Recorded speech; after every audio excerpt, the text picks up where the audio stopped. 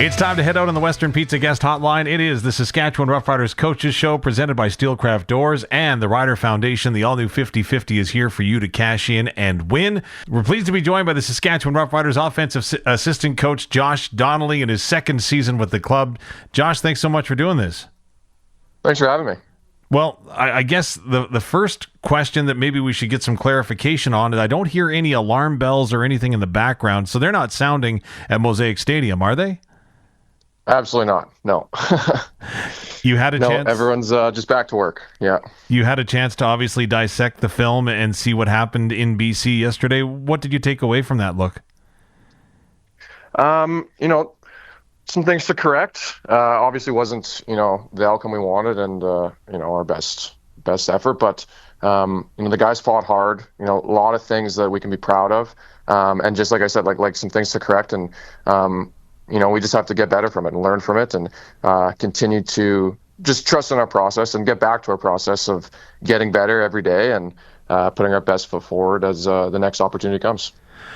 The one thing that my phone blew up after the game, and again, this is something that I can't see with the naked eye from the booth, and you're sitting very close to where I'm sitting in venues around the Canadian Football League, was perhaps some frustration starting to show on the sideline. Did you sense any of that at all?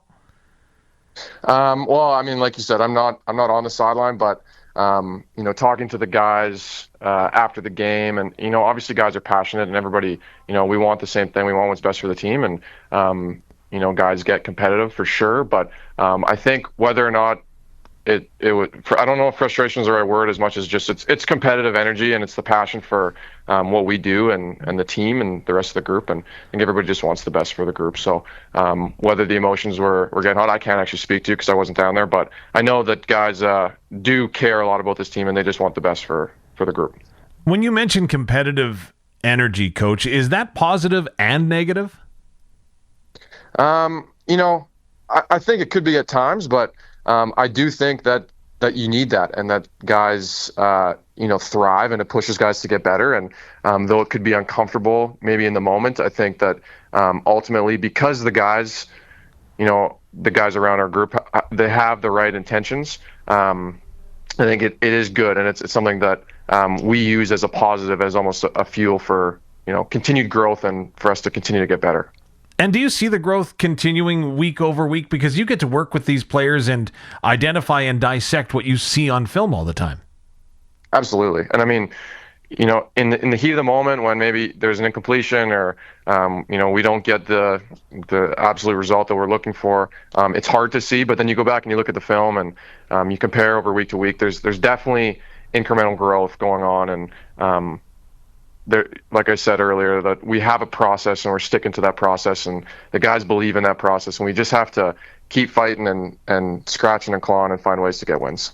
Josh Donnelly is our guest on the Riders Coaches Show this week. Coach, appreciate you taking some time for us here this afternoon, a day after being out in Vancouver with the BC Lions. We talked about your takeaways from that game, but as a whole, can you tell me what you do week to week? Because I know how much work you do in the film room and making sure that the team is prepared. Yeah, I have a lot of behind-the-scenes roles, whether it's inputting data into the film or preparing the scout team or the look team for practice, and then little side projects on the side. And I always joke that I'm the assistant to the offensive coordinator. So kind of whatever Marc needs, I'm just his assistant and ready to take on that task. Whatever it is on a week-to-week basis. Full Dwight Schrute on that. I appreciate that. Yeah. So, Coach Donnelly, when you're working with Marc Mueller, what's that relationship like? I know that there's already the camaraderie and bond that comes with being alumni of the same university programs, but what has it been like working with and for Marc? I'm often reminded how much I don't know. I'm very grateful for being able to work with him, just because I feel like I'm learning something every single day. And every week I'm excited for the task at hand, because I know that it's a different challenge, and we're going to have, I'm going to be learning something new this week. So it's been very cool working with him and then the rest of our offensive staff. I think we have a really, really good group, and I'm very fortunate to be a part of it. The resume that you built at the University of Regina, right, progressing up to the offensive coordinator level and then making the jump to the professional ranks, do you ever look back and say, wow, this has happened very quickly for someone as young as I am? Yeah, at times, and I look back to my time as an offense coordinator there, and like I said, like because of how much I'm learning here, you have those regrets of, man, I wish I would have done this with the Rams, and I wish we could have done this better. And but I feel like that's going to happen every year, and you're going to learn so much every year and every stop that you're in. And like I said, I'm very fortunate to be able to learn those things and to be able to continue to get better and take these lessons and continue to apply them, on a week-to-week basis. Pretty cool how you stepped into quarterback room last year, where you had the likes last year of Trevor Harris and Jake Mayer and Tommy Stevens and Jack Cohn all there, and the dynamic shifted a little bit with Jake, of course, moving on. But what was that like the first time you stepped into that room with proven CFL veterans that had been there and done that? I cannot say enough about that room. Like, those guys are awesome. Last year and this year, Trevor kind of leading the group, but then the rest of the room, I mean, they're not only are they all really, really good guys, they come to work every day. They're total professionals, and I'm learning as much from them as I am from anyone else. So it's a blessing to be a part of that. Can you tell me what it was like? Because, of course, the age dynamic is something you can't run away from. And I know that Trevor Harris is going to be pounding his fist on his dashboard as he's listening to this on the radio saying, age is just a number. But again, Trevor Harris is the oldest guy around when you consider that he is older than yourself and Marc Mueller. That can be an interesting dynamic, can't it?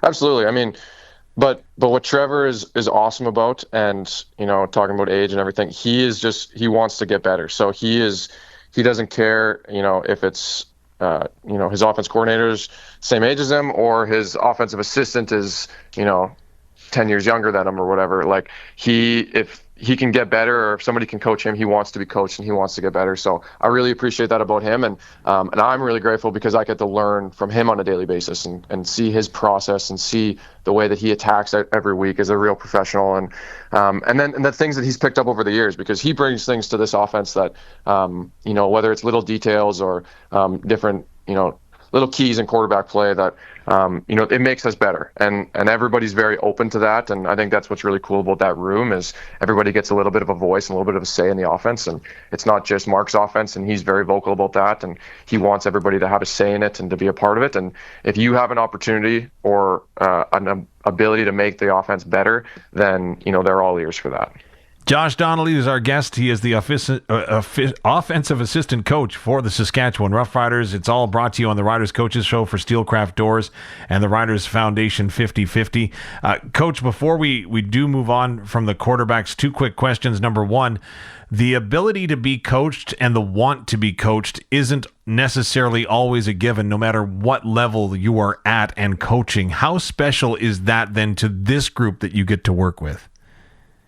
Oh, I mean, it's awesome, and I'm super grateful being a young guy that, they, still listen to me and, give me the time of day to, help them. And my only goal is just to get those guys better and get them ready for game day. So I think after a couple weeks last year, they kind of, gave me their trust a little bit, and I continue to grow with that. And it makes coming to work every day, a lot of fun because of that room.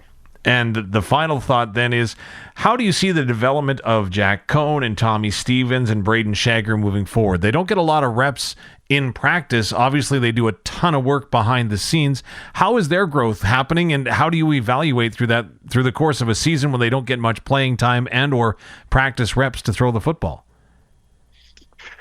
Yeah, I think all three of them, their development and progression is coming along nicely. Like I said, like that room really takes pride in coming to work every day. So those guys put in more time in the film room than anyone else, and so they're getting better just being in there with Trevor, being in there with Marc. Learning the game plan on a daily basis, preparing like they're going to be the starter, every week, and I think they all take pride in that.